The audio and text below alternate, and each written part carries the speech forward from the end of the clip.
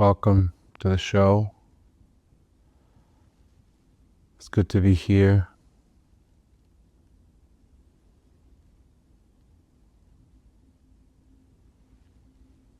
This would have cost millions of dollars only a few years ago to get to you. And today we're here with only a couple bucks and some twine. I made it all the way here.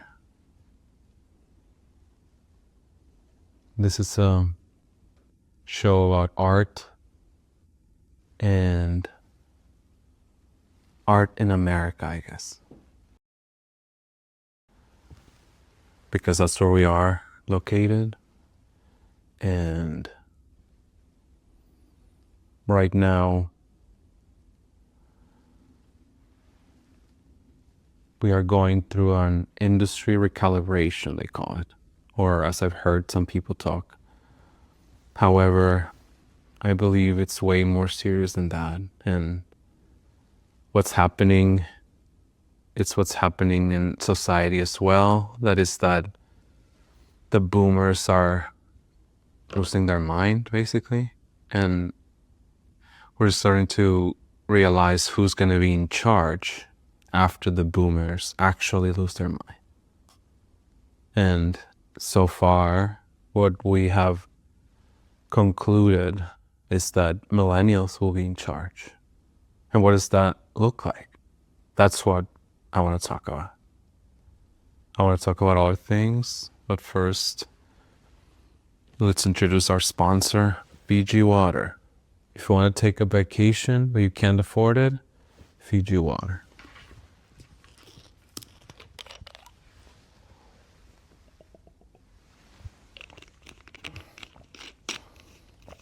Great. All right. So, industry recalibration. What does that even mean? I would like to call out all the late night hosts for their lack of art in their interviews.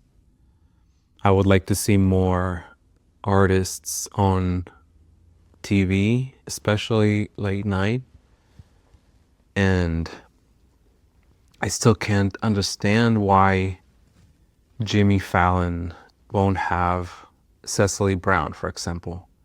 Or why is Seth Meyers not interviewing Chloe Weiss or Sasha Gordon that are having a great painting year? Or why are we not seeing Jasper Johns? Like, we have to ask ourselves those questions. And what I believe will happen in the future is that we won't have artists as many. Because right now, young people, teenagers, they're looking for those shows or those interviews for advice as how to become an artist, but there's no artists on these shows. There's only musicians, poets, entertainers, playwrights, literature people, no artists. That is one of the main dangers that we encounter today in the art world that we're going to talk about more. But I want to talk about now some more water. Thank you, Fiji.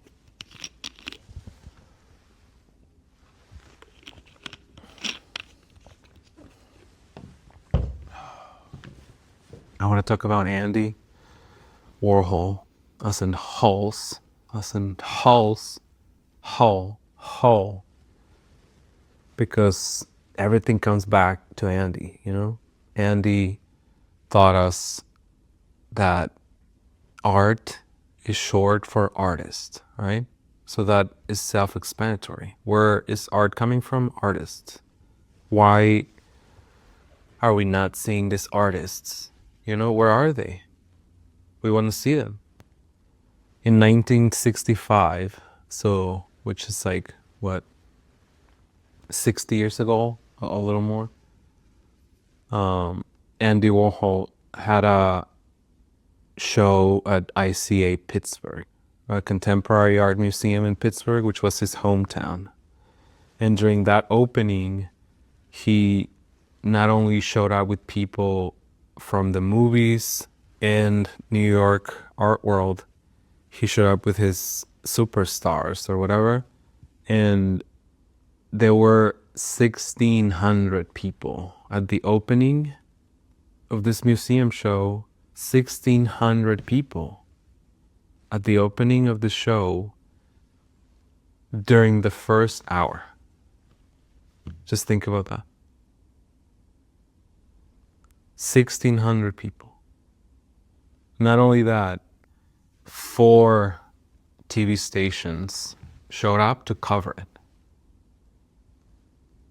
Do we know of any contemporary museum show by a 30-year-old, back then Andy was 37, who's being covered by the news? What happened? Why is the news not covering museum shows anymore? Not only did 1,600 people show up for the opening, a lot, I don't know how many, but hundreds of people showed up for the pre-opening. So many people that the art was damaged. So the paintings, which were from years ago, from the Campbell soup can, or all those paintings from 4 years ago, a lot of the art was old, but when it was damaged, they had to take it down from the walls. And so the opening that 1,600 people showed up to had no art. So they show up to this empty space with black nails, and that was it. That was the show, kind of. And I'm thinking now, how many people can a 30-year-old right now pull for an opening, you know? Really? I guess it would be a millennial. I can't think of one millennial that could pull 1,600 people, even in New York, for one open museum or gallery. I don't know. I can't think of any. What about Jordan Wolfson that had a show in Australia? Did he pull 1,600 people during 1 hour? I don't know. Will he pull those numbers here? I have no idea. Jamie Giuliano, who's one of my favorite painters, friend of the show, she should be carrying that amount of people in a museum, yet I feel the attention has shifted away from people that are our age. Or, I mean, I'm 40, so, but it's the same, like, generation. And I feel as looking back at Andy, who was, even as after he died, he wasn't accepted by the art world. Like, back then, he was doing that.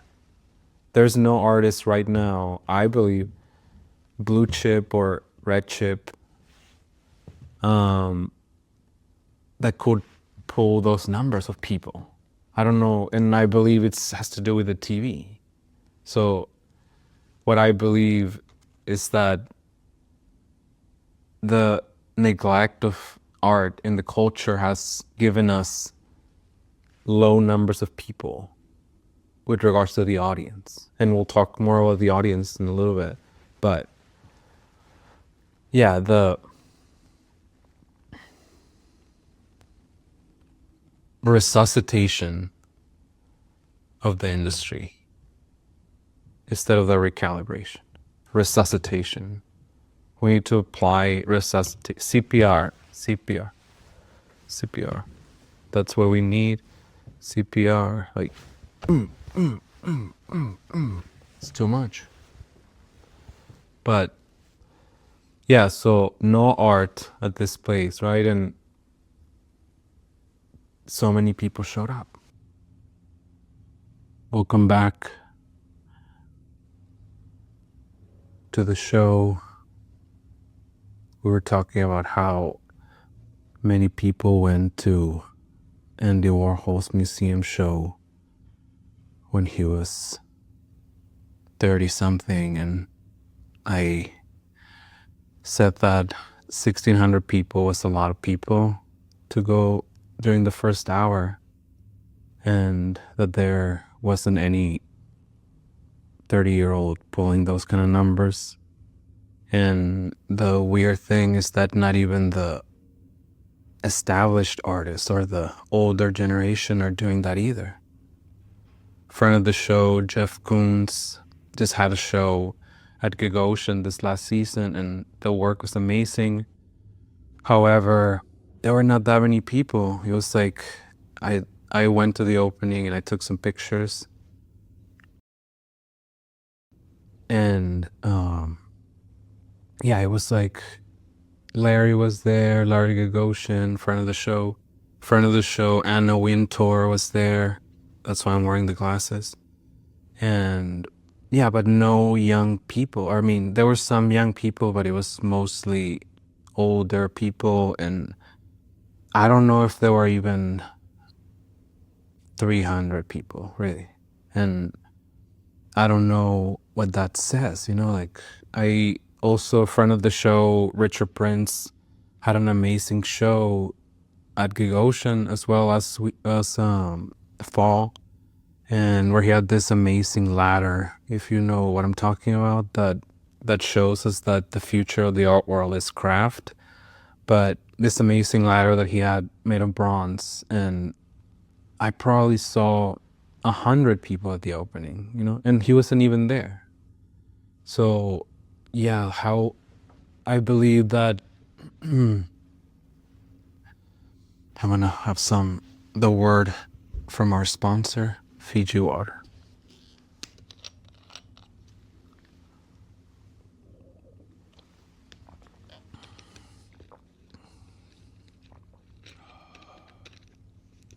From the islands of Fiji. So yeah, what was I saying? Yeah, there were the amount of people were so small at the openings. And some people may say like, oh, that's a good thing. That's a good thing that less people, more space for us to see or whatever. But I believe in the end, it's bad for artists' pockets to have less people be a fan of them, so, and I believe, like I explained, it is all about the TV. And there is this very bizarre show on X, and I don't even know why X has shows, but there's this show on X that I want everybody to see, and by everybody I mean artists. So yeah, goes to X. It's called Rushmore on X, and it's this guy, Ari Gold, or I don't know what his name is. The guy who was Ari Gold from Entourage, the show from HBO, based on him, and he has the show, and he invited a friend of the show, Jeffrey Deitch and Koons, to talk about like their Mount Rushmore and whatever. And yeah, you guys can watch it yourself, but I'm gonna put some a little bit. New idea of what art can be and what an artist can be. Phidias is just because of really laying the framework for really a lot of monumental work. You look at the Parthenon. It's that first image of a vacuum cleaner mounted on the wall. Works like that have gone up to $10 million plus. Mazel tov. Nothing you're going to say is actually as articulate as what they said. You can just say... So I should just shut the fuck up. Yeah, right exactly. Now. So yeah, the show makes it a very mix of things, but what I noticed is that Koons, when they ask him about his Mount Rushmore, he talks about ancient Greek people, like Apelles and Praxiteles and Phidias. He did say Titian, but he focuses on the Greeks. And at first I was like, what is he doing? At first I was like, he lost his mind. But also knowing Koons, I think he's trolling, he's trolling this Hollywood guy and being like, yeah, you think I came here to tell you like Basquiat or like whatever, but I'm gonna do like the odd thing to do, which is what artists need to do more, you know. And you can see the full contrast of how Deitch, he's always talking about money and the price of the thing. And yeah, he's like Mr. Bank or whatever, but I believe he embodies like the Wall Streetification of art that happened in the 80s. And I know it's always been tied to money art, but I feel something happened in the 80s with the finance bros that they took over a lot of the art world, and we're seeing the effects of that now, and we don't like it. Like, we millennials don't like that Wall Streetification of art, you know. Like, I feel yeah, if you watch this video, Deitch talks about this old story that he has, that the Jeff Koons was the man in Wall Street and whatever, as if we didn't watch the Wolf of Wall Street. Like, we watched this Scorsese movie. Why are you acting like Jeff is that guy? Like, the guy from the movie, it's a real guy. So yeah, this Wall Streetification of the art world has to end. And I feel that is what happened, that ushered all this finance bros that we see now, that now all of them are on the Epstein files and the Panama Papers and all these things that we're trying to find out. And yeah, I don't know what we're gonna do, but I mean, I have no answers, but I know a lot of my colleagues are very fed up with this like Wall Streetification or financification of the art world, that even the Hollywoodification of it, you know, that even this video shows us that this guy's, I like looking into the art world and see like, hey, how can we pillage here? Like, that's what exactly the banking system has done with artists. Like, banks are like pillaging off artists' work, and it's okay. Like, that's how it has happened in the past, but we want something better. And again, I always go back to Andy when I have this kinds of, because I have no answers, but I know the answers are somewhere. And I feel, if you think about it, it always comes back to Andy. Like, he thinks like this, you know, like commerce is how we get away from finance bros. And yeah, there's finance bros behind this too, but less of a direct contact and more of a sponsorship almost, you know. Like, I believe that, yeah, I am a commercial person. I have mouths to feed. I gotta bring home the bacon, but how do I do it without bringing home money that is tainted or it was acquired in a bad way, you know? Like, I feel this is the beginning of the end of the finance bro in society.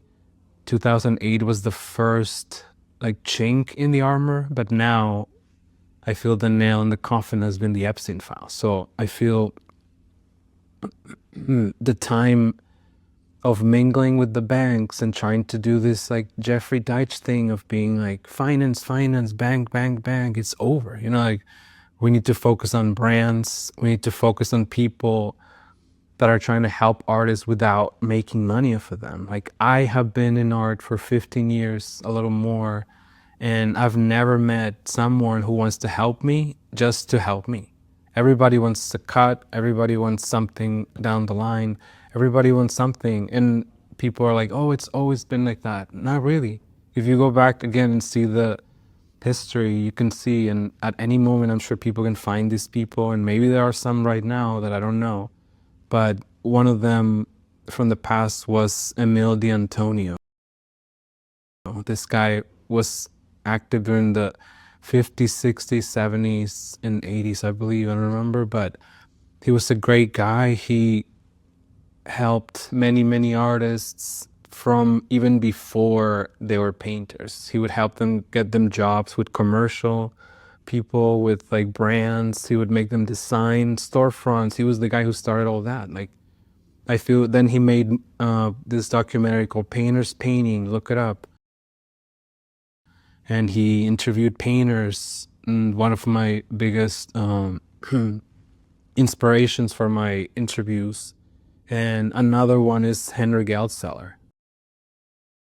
Like, I feel, yeah, I talked about him all the time. He was this guy from Brussels, and or like Belgium, and he was always trying to help art, and he got a job at the Met, a job that didn't even exist. He created himself a job at the Metropolitan Museum of Art to show the artists that he loved at the Metropolitan Museum of Art. Do we know anybody doing that?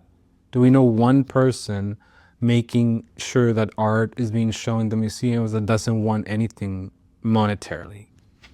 Zero. And if there's some, I haven't met them, so I don't know where they are. But yeah, that's what we are seeing. Like, it's over the time of mingling with the banks, and we need to mingle with the brands. So how do we end up here? How do we end up with no audience and no allies? And yeah, there are plenty of people right now that have galleries and want to make shows for artists and take half of it, or be art advisors and take their own half. But how do we end up with no allies? Again, I have no answers, but I know where to look, like I know where to look for these answers, and they're out there, and I know that we're gonna figure it out. And I want to talk about one of my heroes, sartorial heroes, and just plain hero. She's amazing, and she's a friend of the show, Fran Lebowitz. We know you're watching, and she has this documentary made by Martin Scorsese, again, talking about him, called Public Speaking, right? And I'm gonna play this video. My first real audience was from Interview Magazine. And at that time, that audience was 99.9, homosexual, male homosexual. And that audience was very important to me. This was part of what formed my voice. Everyone talks about the effect that AIDS had on the culture, in the sense, people don't talk about it anymore, but when people did talk about it, they talked about like what artists were lost, but they never talked about this audience that was lost. When people talk about like, why was New York City Ballet so great? Well, it was because of Balanchine and Jerry Robbins and people like that, but also that audience was so, I can't even think of the word. Suzanne Farrell went like this instead of this. That was it. She might as well just kill herself. There would be like a billion people who knew exactly every single thing. There was such a high level of connoisseurship of everything that people like this were interested in, of everything that made the culture better. A very discerning audience, a very, an audience with a high level of connoisseurship is as important to the culture as artists. It's exactly as important. Now, we don't have any kind of discerning audience. When that audience died, and that audience died in 5 minutes, literally, people didn't die faster in a war. And it allowed, of course, like the second, third, fourth tier to rise to the front. Because, of course, the first people who died of AIDS were the people who, I don't know how to put this, got laid a lot. Okay, now imagine who didn't get AIDS. Okay, that's who was then lauded as like the great, artist. Okay, if the other people that hadn't died had been alive, if they all came back to life, and I would say to them, guess who's a big star? Guess who has a Sean brother? Guess who's like a famous photographer? They would like fall on the floor. Are you kidding me? Because everyone else died. Last man standing. Okay, that loss of that audience had a terrible effect, and a terrible effect on me. By which, not just a sad personal effect on me, but a terrible effect on me, because everything has to be broader. I don't do that, but everyone else did. Everything has to be more blatant, more on the nose, broader, because obviously they're not going to pick up little subtleties. Things in the culture that had nothing to do with the New York City Ballet, it just got dumbed down, all the way down. So yeah, this video, which is one of the best documentaries for artists out there, even though she's not an artist, she's a voyeur and a writer, but she talks about how the level of connoisseurship is as important as artists to the culture. And when we have no connoisseurship, as we have right now, then the culture suffers. We have to be more on the nose, more blunt with our references, because a lot of those references go over the public's head, you know, like, and everybody, like gallerists, we have, yeah, gallerists and critics, and even like, yeah, the public.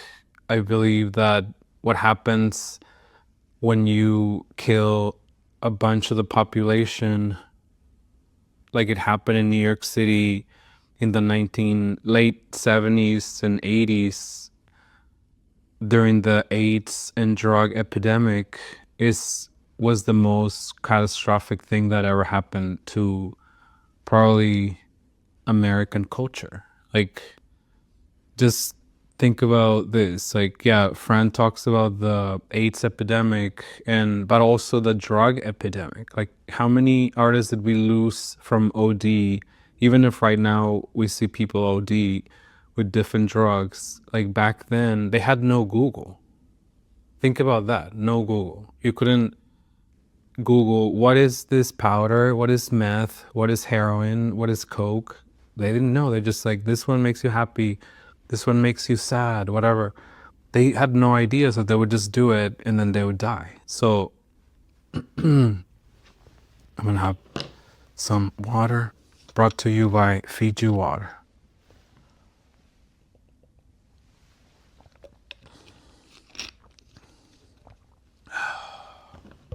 So yeah, what happened during the 80s was catastrophic for us, I believe. Even if Fran and people back then lost a lot of friends and whatever, like I showed up to an art world where there was no people, kind of. Even though people have talked about like, oh, the 60s were amazing, the 80s were amazing, and then since then nothing has happened, in my opinion, right?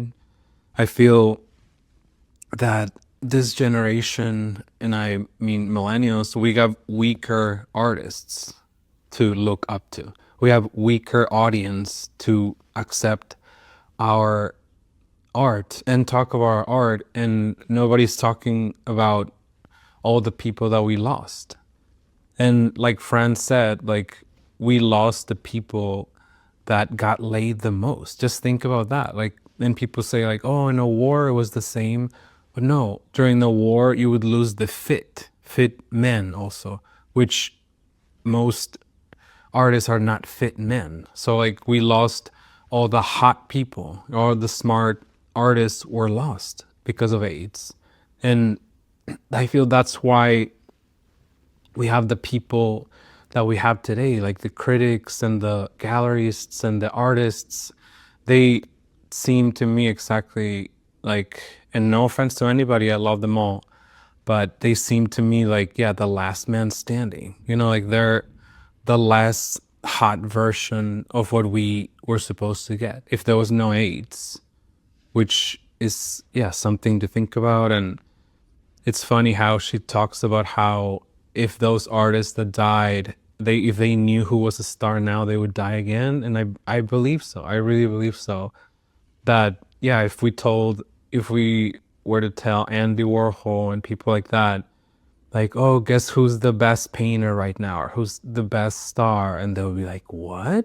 Are you kidding me? Like, that's why we get people like, yeah, like Jeffrey Deitch and Jerry Saltz and all these guys that look the same and act the same, and we missed out on all the people that were supposed to be our allies. Like, we have no audience and no allies today, and I wish that we knew that more and we talked about it more, so that we can really say, if you were 20 during the 80s and you're alive, it's because you weren't going hard enough. And I feel that nobody really thinks about that, but I do think that a lot, and I wish that we keep that when youth want to get even into the art world today. It's like, all these people are the second tier, third tier, fourth tiered of art. So they're that's why we are where we are. And yeah, God bless us. So yeah, if you were 20 or 30 in the 80s and you lived in New York and you're still around, you're most likely a loser. And that's fine, but we need to have that clear, you know, that it's fine that we missed out on a bunch of people. Like, I mean, yeah, like imagine Keith Haring today and people like that. It would be crazy to see, but we got other people, which is fine, but just keep that in mind. And yeah, like, yeah, you read this right. I want to talk about music and how music is not art. When you go to a museum and you see Etruscan art or like, I don't know, like ancient Egyptian art, you don't see music. But now people have forgotten that music is not art. Taylor Swift is not an artist. Taylor Swift is an entertainer. Harry Styles is not an artist, he's an entertainer. Billie Eilish is not an artist, she's an entertainer. They're musicians, singers, many things, but they're entertainers. Beyonce and Jay-Z are entertainers. I saw a podcast, the Smartless podcast, shout out to those guys, but Charlie XCX was on the show talking about how she's an artist. You're not an artist, you're an entertainer. Again, let's play this video. Mr. Presley, what is your opinion of war protesters? And would you today refuse to be drafted? Honey, I just tend to keep my own personal views about that to myself. Because I'm just an entertainer, and I'd rather not say. You think That's the guy, you know, the guy who created all this pop culture scenario even before Andy Warhol. Like, and he's saying it like it is, like he's an entertainer. And yeah, you can say your political views, you can take sides, you can say exactly what you want, but stop saying that you're an artist because you're confusing kids when they go to their parents and say, I want to be an artist. That doesn't mean singing. It means painting and drawing and other things. Like, that's the rule. There are exceptions, of course, but why are we teaching kids that, yeah, like Jay-Z is an artist? Like, no, he's not. He's an entertainer. Like, yeah, rapper, singer, whatever, composer. But again, there's no art. And music is the sister of art.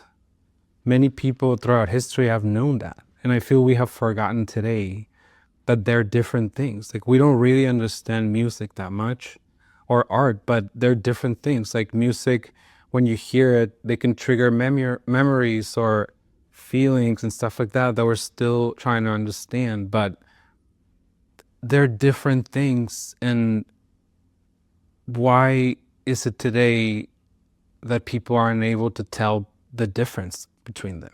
I believe that is affecting artists who make art, who are in the studio every day making work and they want to show it in the gallery, are being affected by, yeah, Billie Eilish calling herself an artist. Because people, it's like, instead of them focusing on the art, they focus on the popularity of them all.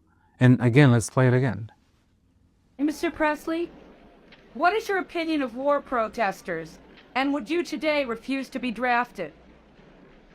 Honey, I just tend to keep my own personal views about that to myself. Because I'm just an entertainer, and I'd rather not say. You think Entertainers. And let's talk about one of my favorite people in the world, Leonardo da Vinci. He was first a musician. He played the lyre, and he even created guitar or a lyre that it was the shape of a dragon's head, and it was made of silver. And yeah, like, is Harry Styles making his own guitars? No, he's not. You know, like, he's just doing whatever, like singing. You know, he's a singer. He's not an artist, again. So yeah, but Leonardo knew that the tragedy of music is this I a short break from our sponsor.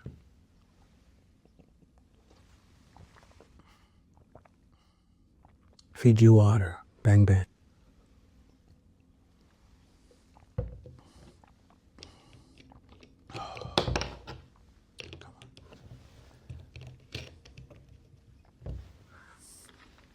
So yeah, Leonardo talked about the evanescence, and it's not this.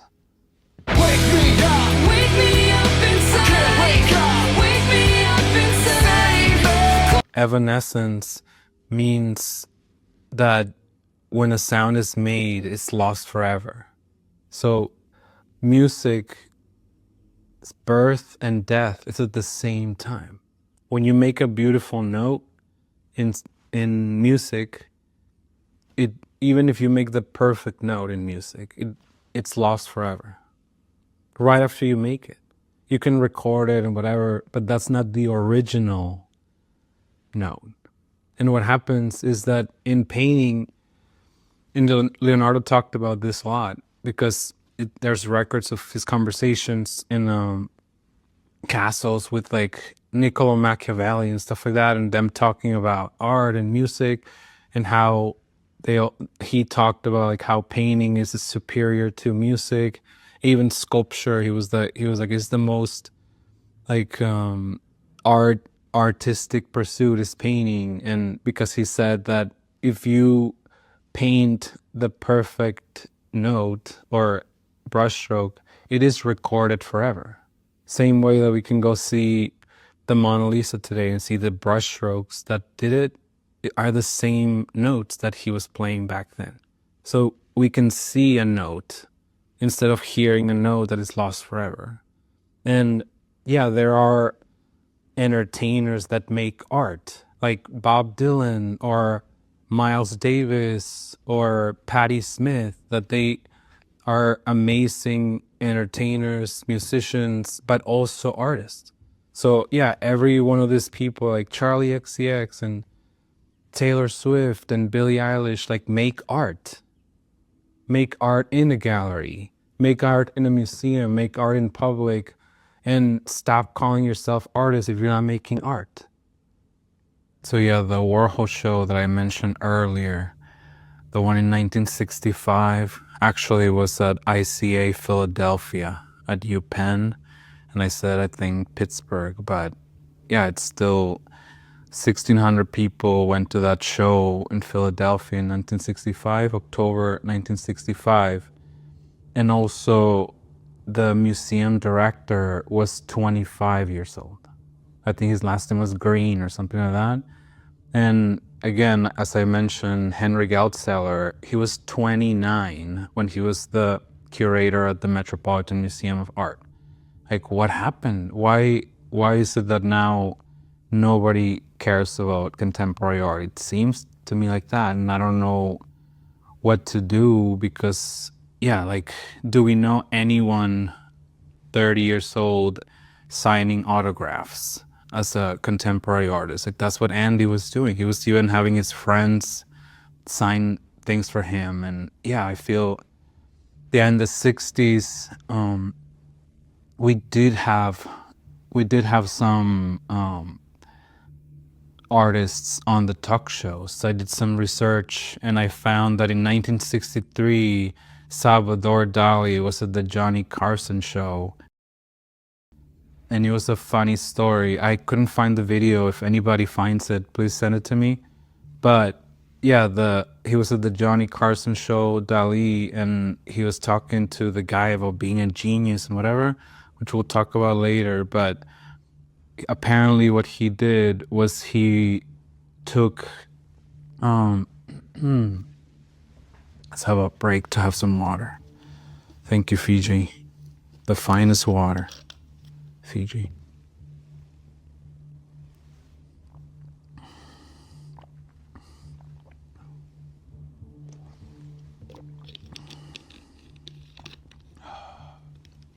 I just had some water. All right, so yeah, so Dali was at the Johnny Carson show, and he was like, "Can I have your jacket?" And then Dali put his name on the jacket, like on Johnny Carson's jacket, and then Johnny Carson, I was like, can I have it back? And he was like, it'll be $10,000. He was like, what do you mean? That's my jacket. He's like, no, now it's a Dali. And I feel that is the kind of business that artists need to be in. Like, we need to be more like Dali. And that's the platform exactly for that. Like, right now we have Jimmy Fallon, like literally having the Rizzler and Mr. Beast and people like that. That is like, oh my God, like what? Like, why can't you have a literal artist? Like, have an artist on Jimmy Fallon and you'll see what happens. Many people don't want that, but I do. And I don't know what's gonna happen. Like, I feel, yeah, what are we gonna do? I'm gonna have more water because it's too much.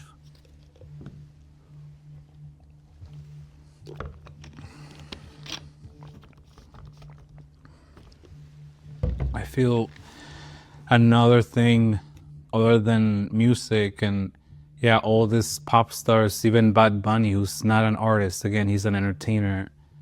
He, like, people think that acting is art. Acting is not art. Again, acting is a different thing than art. Why are we confusing these things? Like, why are actors calling themselves artists on TV? Like, I believe this is another Hollywood fantasy, and other than racism, a very prevalent fantasy that right now they're like telling their actresses like, you're an artist, whatever. That's why you have to abandon your family for 3 months. That's why you have to work late nights. It's like, that's not what artists do. Like, we don't have to abandon our families. That sounds more like the circus actually than art. Like, what are you talking about? Why? I don't know. I'm so confused about this artist, like, actor thing. I don't understand. But let's go back to ancient Greece again. How we were talking about Jeff Koons and ancient Greece. During ancient Greece, there were artists, and we know who the artists were. And yeah, Koons talked about them, but who were the actors? I started to think about that. Like, why don't we don't know anything about the actors? Do you guys know any Greek actor of ancient Greece? Like, we don't know anybody. But I started reading and I found this guy called Thespis, right? And Thespis is where the term thespian comes from. He was a poet who wrote a lot of, like, yeah, plays or whatever, and he is the creator of the tragedy, apparently. So there's tragedy and comedy, right? So this guy, he wrote the tragedies, and he was a poet. Again, not an artist, just a poet, and he's the guy that we remember. And another person just like him, I'm not having water. Yeah.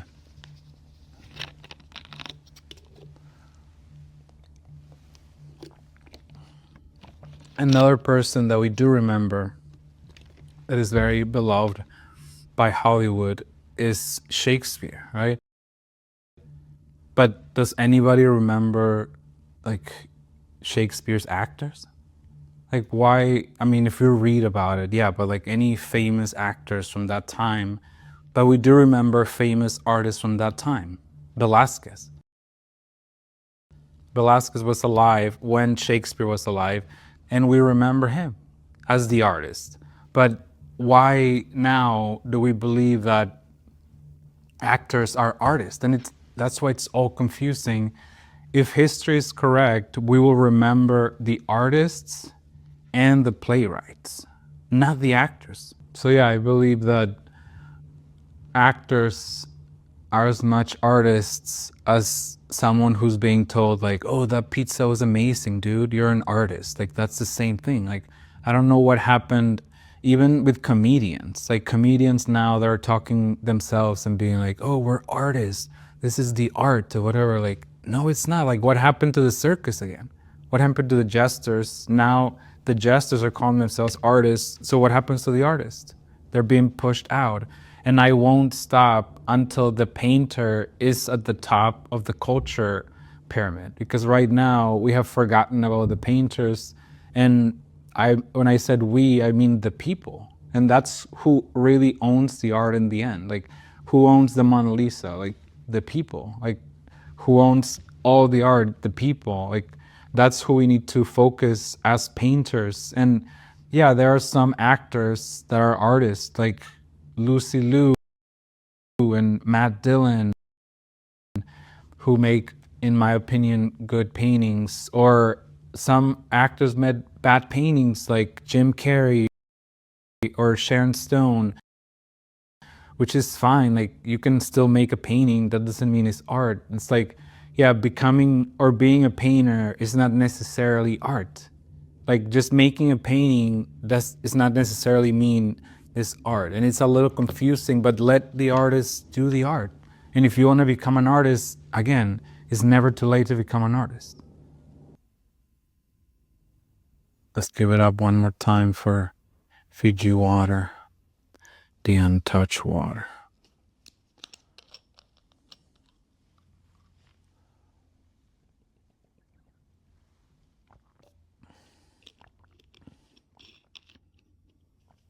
Oh yeah, this is a water show, I guess. But yeah, the reason I was saying that not all paintings are art, because only the paintings that have an idea behind are art. And the idea, when the idea is new, that's when it becomes art faster. But sometimes it takes time when the idea is a contemporary idea that a lot of people are doing. So if you're doing it by yourself, yeah, you can call it art or whatever, but it's not really contemporary art. Contemporary art is the ideas that are happening in the art world by people that make art and sharing those ideas and making art about it, or completely bringing a new idea into that same realm.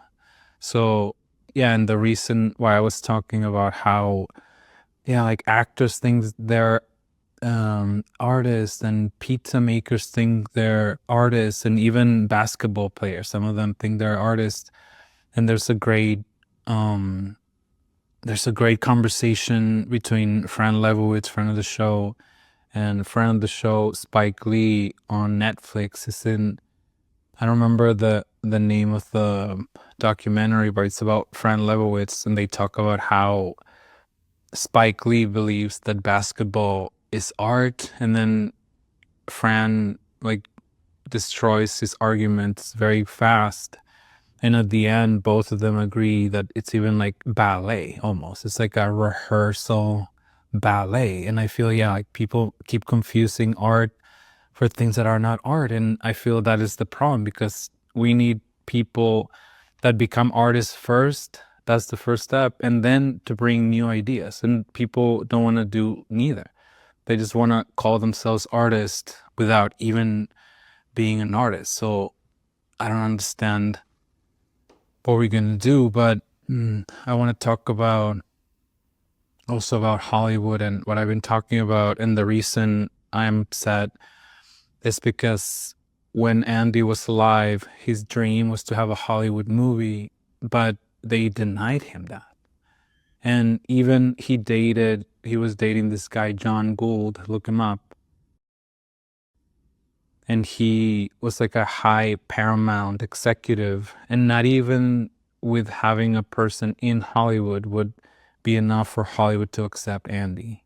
And both of them were gay, Andy and this guy, and both of them couldn't say anything in Hollywood. And John Gould will end up like dying of AIDS, so it's like tragedy, and it's all linked to Hollywood. Like, why are we still acting like it's okay? Like, I know major changes are coming as well in there because it's a dead literary industry, but we just have to talk about it. And I feel no artists want to talk about it. They're like, oh, we would be lucky if they see us. Like, we don't need them at all. Like, one painting by Warhol can like make a few movies, like why are we even comparing anything? Like, but I do want to talk about more. Let's take another break.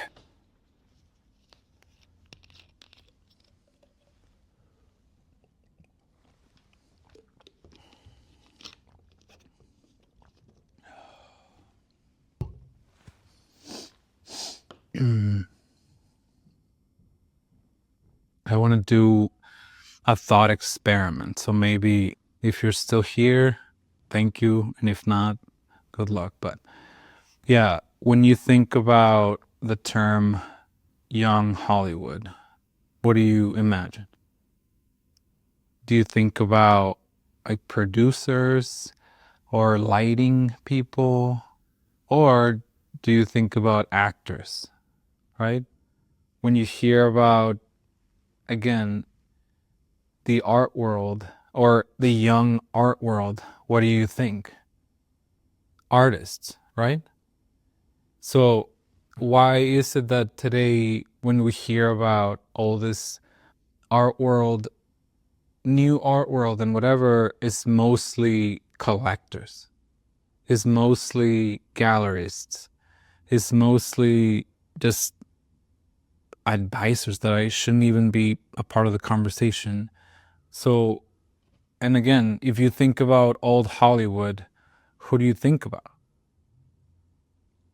Old actors, right? Like people from the past, like Charlie Chaplin or something like that. But and when you say like the old art world, you also think about artists. So I guess what I want to say is that there is a disconnect between what is even the art world today. Like right now, everybody and anybody can just call themselves a part of it, even if they're just people that go to shows. Like they go to art shows, they travel around and go to Miami and whatever, and they like, oh, I'm a part of the art world.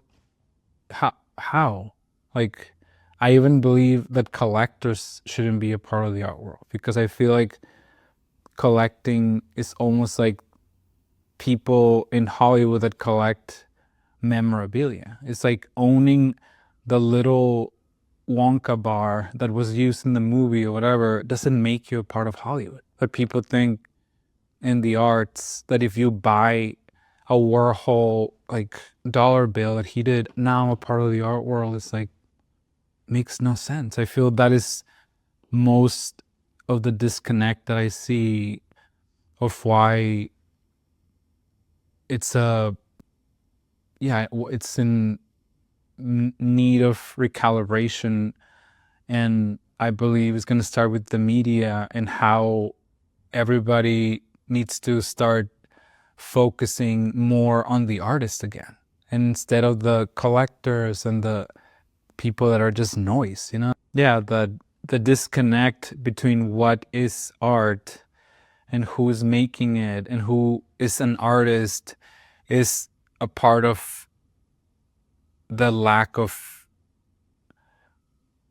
importance in the culture. Because even people that are collectors now, they believe they're artists deep down. They, even galleries think they're artists.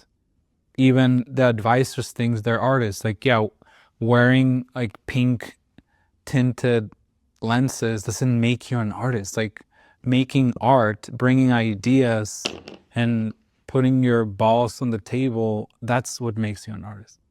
Even I believe that another thing is that galleries that have a silly name, it's over. Like I hope that everybody watching this that is a millennial actually wants to start a gallery at some point, or Gen Z, we need to start putting our names out there. Like put your balls on the table and be willing for them to be chopped like everybody else. Like look around and look at the galleries that disappear. I mean, of course, there are exceptions, that Pace Gallery, whatever, but most of them are the name of the person that started it. Like all the silly names keep disappearing and people keep trying to do the silly name. I feel that is something from the boomers and the Gen Xers, but I feel like millennials and Gen Zers, even though I've seen some silly ones already, like we need to do better and adapt to the times and use our real name. So we can, provide people with a clear idea of what is the art world, who is in the art world. Yeah, this transparency, whatever, I believe is more about putting your name out there and being yourself instead of having a moniker or like, oh, a peanut gallery or whatever. Like, it's kind of over. Finally, I want to talk about America. And as a person who has indigenous blood, I would like to say that I need everybody to know that one battle after another is a horrible movie that only portrays indigenous people as like helpless, and that we need Leonardo DiCaprio and that lady or whatever to save us, like what? Like, and it's been happening a lot. Like the same thing with Civil War, like that movie that I didn't even finish because it was so silly. It's like they want to make like indigenous people weak, and we're not, so why are you acting like we need help? It's like, help yourself first. Like, I don't understand why is this like idea of Hollywood that it's like, oh, we need to protect them on the movies. Who's gonna save them? Oh, it's like, that makes no sense to us. Like, why is exactly why this like anti-America sentiment that is happening. And I believe that people don't even realize that hate is love. So like, if you hate something, you love it. The opposite of love is indifference. So if you're indifferent to it, that means that you're upset about it. But to hate it, that means that you love it. So that's a confused admiration. And I feel, the people that say like, oh, America is broken or whatever, like they don't even understand what we are in. Like America, and again, I can say that as an indigenous person, that America is a stadium. Think about that. And I'm gonna have a break to have some more Fiji water.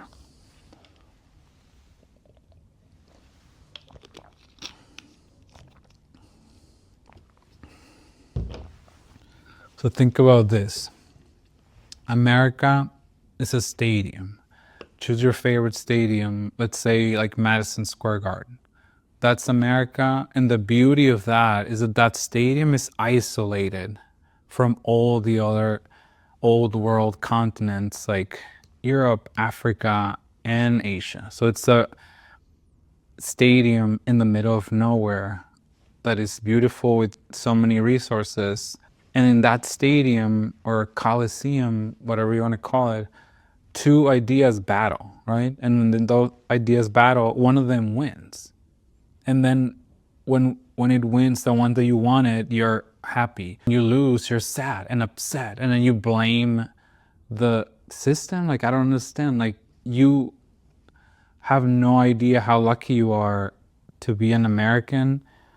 And I feel everybody that is American and hasn't lived anywhere else outside of the US can't really say any negative thing until you can compare with something else, then you know. But I promise you, and as anybody that are coming from other countries, like immigrating here, like this is the best we got.